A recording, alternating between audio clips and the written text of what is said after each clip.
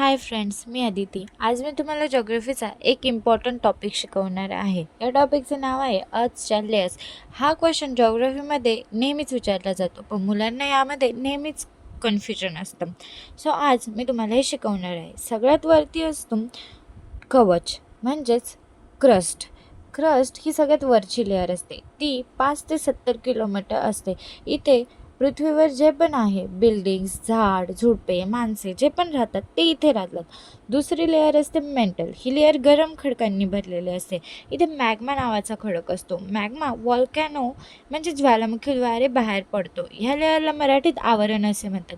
तिसरी लेअर असते बाह्य गाभा म्हणजेच आउटर कोर. आउटर कोर ही लेअर लिक्विड फॉर्ममध्ये असते. आउटर लेअर ही निकेल आणि मॉल्टन आयरनपासून बनलेली असते. आणि चौथी आणि शेवटची लेअर असते इनर कोअर म्हणजेच अंतर्गत गाभा. इनर कोअर ही सगळ्यात उष्ण लेअर असते, जी सॉलिड आयरन आणि निकेलचा गोळा असते. फ्रेंड्स, हा क्वेश्चन मोस्टली एक्झामला येतोच 2 किंवा 5 मार्कांना.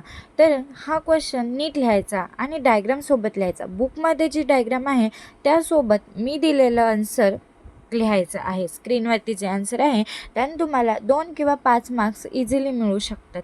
सो सबस्क्राईब करा आणि नेक्स्ट टॉपिक कोणता आहे हवा आहे हे कमेंटमध्ये नक्कीच सांगा. थँक्यू.